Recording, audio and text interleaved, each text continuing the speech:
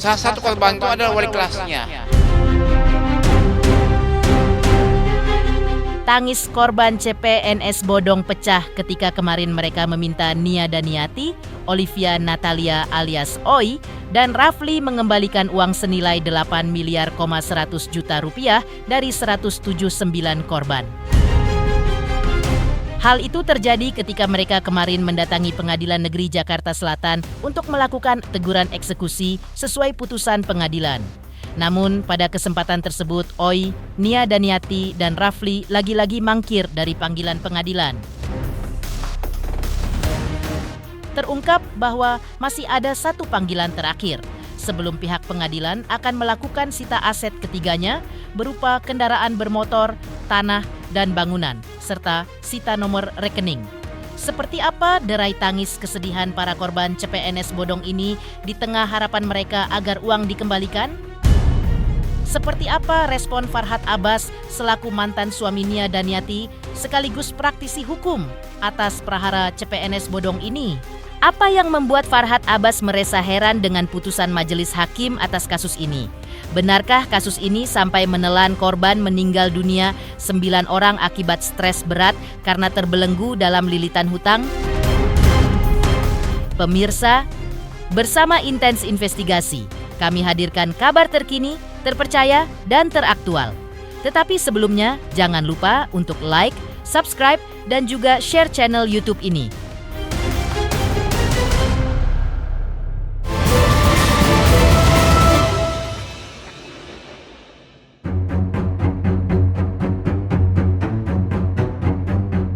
Empat tahun berlalu, 179 korban kasus CPNS Bodong yang telah menyeret nama Olivia Natania dan ibundanya penyanyi melankolis Nia Daniati serta rekan mereka Rafli masih tetap memperjuangkan keadilan di meja hukum. Dan kemarin, perwakilan para korban mendatangi Pengadilan Negeri Jakarta Selatan untuk kembali meminta pertanggungjawaban Oi, Nia Daniati, dan Rafli atas uang mereka sejumlah 8 miliar 100 juta rupiah dengan melakukan teguran eksekusi sesuai putusan pengadilan. Pihak korban pun mengutarakan kekecewaannya karena pihak Oi, Rafli, dan Nia Daniati tidak hadir dalam melakukan aan maning atau teguran eksekusi di Pengadilan Negeri Jakarta Selatan kemarin. Pemanggilan berikutnya oleh pengadilan dilakukan tanggal 4 Maret 2026. Jika pada kesempatan tersebut Oi, Nia Daniati, dan Rafli mangkir lagi, maka pengadilan akan melakukan eksekusi paksa atas aset-aset mereka berupa kendaraan, tanah, dan bangunan, termasuk sita rekening bank. Yang dituntut para korban kini hanya nilai aset yang telah diambil dari para korban karena para pelaku sudah menjalani hukuman penjara. Yang pertama adalah bahwa hari ini mereka nggak datang memenuhi panggilan pengadilan Jakarta Selatan untuk unmanning atau teguran eksekusi. Maka ketua pengadilan akan memanggil lagi mereka untuk hadir pada tanggal 4 Maret 2026, unmanning kedua. Kalau mereka juga nggak datang, ya maka terpaksa akan dilakukan eksekusi sita atau blokir secara paksa oleh pengadilan terhadap aset-aset milik Ibu Nia Daniati, Rafli, dan Olivia. Aset aja, karena penjaranya udah selesai. Yang pasti asetnya berupa kendaraan, kemudian rekening, dan tanah bangunan. Ya, ketiganya tanggung renteng. Dan memang yang pasti waktu 4 tahun ini bukan waktu yang singkat, waktu yang sangat lama gitu ya. Karena yang menjadi korban itu orang-orang miskin yang uangnya pun waktu untuk mau jadi CPNS itu boleh minjam. Jumlah korbannya 179 orang. 9 orang meninggal ya. Ya. Iya. Gitu, karena udah kepada tetangga, kepada teman-temannya mereka pakai baju korpri sebagainya gitu, seolah-olah kita sudah selamatan juga, seolah-olah kita udah dilantik, jadi stres melihat baju korpri udah dibakar-bakarin bajunya semua. Menurut kisah Ibu Agustin, beberapa dari korban penipuan CPNS tersebut, yaitu 9 orang, bahkan sampai meninggal dunia. Termasuk wali kelas SMA OI dulu di Bilangan Jakarta Selatan. Pemicunya selain karena mereka meminjam uang orang agar bisa ikut mendaftar ketika itu, juga adanya penyakit lama yang telah mereka idap. Lantaran adanya masalah ini, para korban tersebut dilanda rasa stres berat, sehingga memicu sakit yang mereka derita semakin parah dan membawa mereka menuju akhir hidupnya. Dan gak cuma uang, nyawa pun itu udah hilang. Ada berapa orang Bu yang meninggal? Kurang lebih 9 orang. 9 orang ya. Dan yang lebih parah lagi bahwa salah satu korban itu adalah wali kelasnya. Kebetulan saya dekat sekali dengan orang tersebut, dia sama-sama ya kita mengajar. Dia cerita dia pinjam sebenarnya uang itu buat masukin anaknya itu 2 orang, dia pinjam sama orang mertua lah ibaratnya gitu ya. Dan sampai akhirnya ternyata ini bodong, dia bingung gitu. Kebetulan dia juga ada sakit ya, memang ada sakit. Mungkin karena stres, kalau orang sakit tambah stres pikiran kan ya. Akhirnya sampai meninggal dunia. Bahkan itu saya sampaikan pada saat saya ketemu Oi di Polda pada saat itu, saya sampaikan, Oi, Ibu Abu, minggu lalu baru pemakaman wali kelas kamu yang kamu tipu anaknya. Saya tunjukin, dia cuma nangis, minta maaf itu aja. Ibu Agustin sembari mencucurkan air mata sedih, mengungkap bahwa dirinya pun sempat menghadapi rentetan masalah termasuk kesehatan, diantaranya ia mengalami tekanan mental akibat persoalan ini. Sebab diakuinya, keluarganya sendiri sampai kehilangan uang 1,1 miliar rupiah meliputi uang milik anak, keponakan, dan saudara sepupunya. Bahkan Ibu Agustin sempat sampai ginjalnya dioperasi tak lama sebelum dirinya menjadi saksi di Polda Metro Jaya. Ia berharap Oi dan Nia Daniati punya itikat baik untuk mengembalikan uang para korban. Saya kalau nggak kuat-kuat iman mas sudah depresi juga kali mas ya. Saya sempat sakit, saya sempat ada ginjal saya dioperasi pada saat kejadian itu. Bahkan pada saat saya menjadi saksi di Polda, saya baru habis menjalankan operasi saat itu. Saya pernah juga mengalami 2 hari 3 malam nggak makan, nggak tidur, nggak bisa. Karena tekanan, kesian saudara-saudara saya, sepupu saya, perkan saya yang ikut. Karena uang keluarga saya sendiri aja, keluarga saya pribadi 1.1.150.000.000 keluarga itu dari ponakan anak saya, sepupu. Itu beban mental. Akhirnya pun terus terang hampir sempat antara keluarga pun hampir sempat ada slack gitu ya. Karena awal-awalnya seperti itu. Tapi setelah saya memperjuangkan dengan gigi sampai saat ini bukan waktu yang singkat. Memperjuangkan bolak-balik pengadilan untuk persidangan, untuk mediasi dan sebagainya sampai ke titik ini. Akhirnya saya juga sampai titik ya Allah, saya sebagai umat beragama saya tetap ikhtiar, tapi saya pasrahkan ini semua kepada Allah Subhanahu wa taala. Untuk keluarga dari Olivia ya, terutama ibunda dari Olivia, Ibu Nia Daniati, kami mohon kepada ibu dan keluarga ya, hendak berkenan untuk menyelesaikan semua urusan ini biar kelar. Karena urusan ini sudah berlarut-larut, sudah hampir 4,5 tahun. Mediasi pun sudah kita tempuh dan sebagainya, tapi belum ada keputusan sampai sekarang. Kami hanya mohon segera dikembalikan uang ke para korban sejumlah 8,1 M agar para korban bisa memulai hidupnya lagi. Uang yang dikembalikan bisa untuk modal hidup dan sebagainya. Karena terus terang mereka masih berhutang sampai saat ini, tutup lubang gali lubang untuk membayar utang. Terima kasih. Selain itu, pihak kuasa hukum para korban Odi Hudianto juga mengharapkan agar Nia Daniati serta Oi bisa mengembalikan uang sebesar 8,1 miliar rupiah milik 179 korban sesuai putusan Pengadilan Negeri Jakarta Selatan. Menurut pihak kuasa hukum korban, hukuman penjara yang telah dilalui Oi selama 3 tahun tidak menghilangkan kewajibannya mengembalikan uang 8,1 miliar rupiah tersebut yang menjadi kerugian para korban. Pihak korban mengaku sudah tidak ada komunikasi lagi dengan pihak Nia Daniati, Rafli, dan Oi selama ini karena celah untuk komunikasi telah ditutup.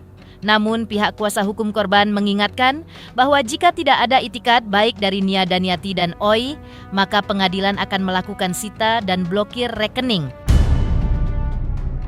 Harapannya mohonlah dengan sukarela mereka balikan uang kepada para korban. Begitu, karena perintah pengadilan kemarin putusannya adalah mengembalikan uang para korban sebesar 8,1 miliar secara tunai dan seketika. Artinya tidak menghilangkan ya, dengan dia penjara 3 tahun nggak menghilangkan kewajibannya mengembalikan uang korban sebesar 8,1 miliar begitu. Karena panggilan teguran yang kedua ya untuk si Olivia, Nia dan Rafli. Kalau kemudian nggak datang juga dan nggak sukarela mengembalikan uang korban, ya terpaksa gitu ya. Pengadilan akan melakukan sita, blokir terhadap rekening mereka. Sudah nggak ada komunikasi, karena memang mereka menutup gitu ya, menutup dan kemudian memang tidak seolah-olah memang bukan seolah-olah, kenyataannya memang mereka menghindar. Iya, kalau lihat sosial media kan mereka masih hidup dunia yang berlap ya, mewah gitu kan. Artinya mereka mampu balikin uang sebanyak itu, bukan uang yang besar kok buat mereka. Di sisi lain, Farhad Abbas pun ikut menanggapi kasus CPNS yang menyeret Olivia Natania alias Oi.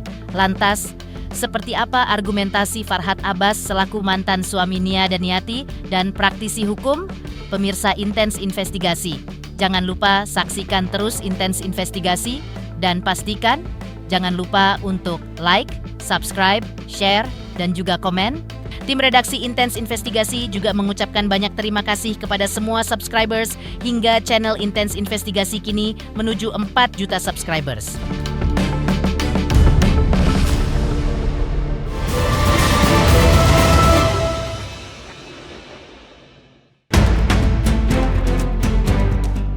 Kasus penipuan CPNS bodong yang telah menyeret putri sulung Nia Daniati, yaitu Olivia Natania, ke penjara.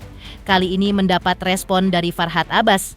Ketika ditemui tim Intens Investigasi kemarin, Farhad Abbas pun menilai kasus yang melibatkan Oi ini sudah selesai dengan ganjaran hukuman penjara yang telah dijalani oleh Oi. Farhad Abbas menilai para korban terlalu berlebihan. Bahkan Farhad menilai para korban tersebut telah melakukan playing victim. Seharusnya, menurut Farhad Abbas, para pihak yang kini mengaku sebagai korban juga menjalani hukuman penjara karena mereka terlibat dalam aksi ilegal yang sama karena telah melakukan kesepakatan ilegal. Persoalan ini sepengetahuan saya sudah dijalani oleh OI dengan hukuman penjara. Jadi menurut saya mereka terlalu berlebihan sehingga membuat perdata. Sebenarnya dengan dituntut mengganti badan itu hukuman yang pantas. Karena hakim tidak menjatuhkan hukuman. Saya nggak tahu bagaimana harusnya pada saat persidangan dulu, ini kan sepertinya in absentia ya, kalau nggak salah putusan yang lalu tanpa dihadiri oleh OI dan Nia. Sehingga hakim memutuskan seolah-olah mereka berhutang kurang lebih 8 miliar. Padahal itu adalah hukuman pindah karena pasal penipuan itu. Dan banyak yang dipenjara di situ. Oleh karena itu saya mengingatkan kepada korban-korban ini ya harus tahu sama mengerti. OI sudah menjalani hukuman itu juga. Dan apa yang kalian lakukan itu adalah kejahatan, ingin jadi pegawai negeri dengan cara membayar. Dan itu adalah suatu perbuatan tercela. Kalaupun hari itu jadi juga, kalian adalah penjahat-penjahat juga. Jadi jangan merasa dibohongi, kenapa suruh dibohongi. Bahkan kalau menurut saya kesalahan ini kalian untung harusnya sama-sama ingin melakukan kejahatan, masuk jadi pegawai menggunakan uang. Harusnya begitu, harusnya dua-dua diproses, jangan misalnya jadi korban atau playing victim. Nah, karena menurut saya OI sudah menjalani hukuman dan saya rasa sudah terbaik lah. Masalah ikhlas-ikhlas saja. Emang kalian maunya apa, jadi pegawai negeri dengan uang sejumlah itu? Ya kan, itu kan hanya atraksi daripada Ibu Titin itu aja. Padahal intinya dia seorang guru juga kok mau percaya sama OI. Kalau saya sih nggak percaya dari dulu. Nah, kenapa dia mau? Guru lagi ditipu sampai miliaran kan, dan banyak korbannya. Apalagi mau jadi pegawai negeri, itu kan salah. Ya kalau menurut saya mereka memang harus kehilangan uang sebanyak itu karena mereka melakukan ingin menjadi pegawai negeri. Dan harusnya sama-sama menyuap dan disuap dan tujuannya sama-sama. Untung aja waktu itu Polda hanya mengorbankan OI yang jadi terdakwa dan dihukum. Harusnya sama-sama semua. Termasuk Ibu Titin yang mengumpulkan. Tapi dibuat jadi korban gitu kan. Tak hanya itu, Farhad Abbas juga menegaskan bahwa mantan istrinya Nia Daniati tidak terlibat dalam kasus tersebut. Karena itu, menurut Farhad Abbas, para korban harus bisa membuktikan dugaan keterlibatan Nia Daniati dalam kasus tersebut. Farhad Abbas pun merasa heran mengapa hakim memutuskan perkara tersebut dengan mengganti kerugian.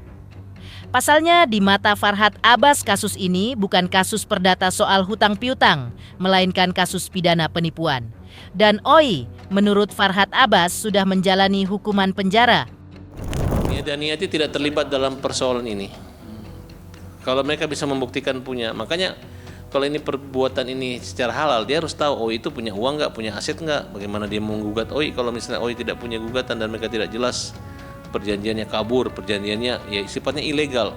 Ini sama perjanjian kalau orang main judi, perjanjian main judi kan ilegal, berarti kan ilegal juga hasil perjanjiannya, tidak sah. Ini juga perjanjian kejahatan. Makanya saya heran kenapa hakim memutus untuk mengganti kerugian itu. Padahal itu kan bukan hutang piutang atau kerjasama, tapi kecurangan mereka lakukan. Yang satu ingin jadi pegawai negeri, satu menawarkan jadi pegawai negeri, ya, tapi udah di penjara, itu kan udah hukuman. Di sisi lain, persiapan Nia Daniati jelang Ramadan seakan tak terusik oleh kasus yang menimpa putrinya Oi. Lantas, seperti Nia Daniati menjalani tradisi puasa dalam keluarganya di bulan Ramadan tahun ini, pemirsa Intens Investigasi, jangan lupa saksikan terus Intens Investigasi dan pastikan jangan lupa untuk like, subscribe, share, dan juga komen. Tim redaksi Intens Investigasi juga mengucapkan banyak terima kasih kepada semua subscribers hingga channel Intens Investigasi kini menuju 4 juta subscribers.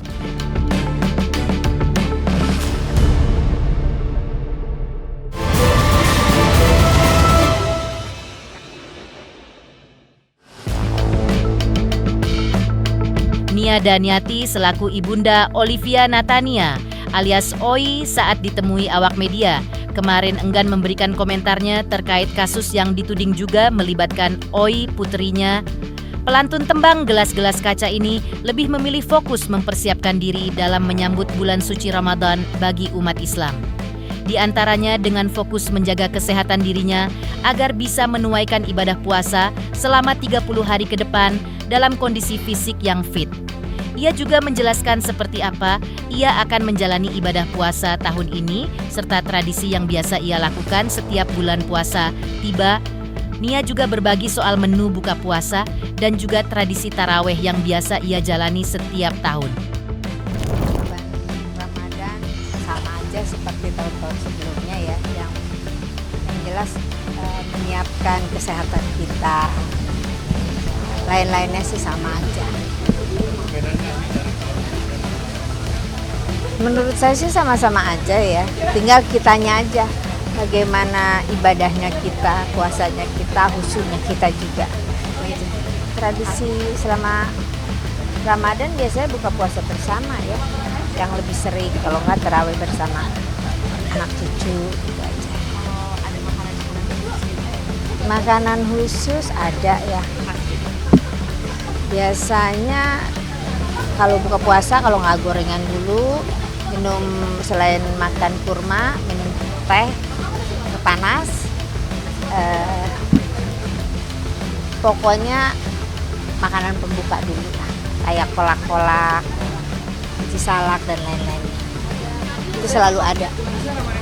Paling berkesan kebersamaan di meja makan ya, biasanya kan suka jarang ketemu. Tapi kalau saat bulan Ramadan ini ya biasanya ngumpul dari mulai keponakan semua kakak-kakak lebih sering ngumpul di rumah. Pemirsa Intens Investigasi, jangan lupa saksikan terus Intens Investigasi dan pastikan jangan lupa untuk like, subscribe, share, dan juga komen. Tim redaksi Intens Investigasi juga mengucapkan banyak terima kasih kepada semua subscribers hingga channel Intens Investigasi kini menuju 4 juta subscribers.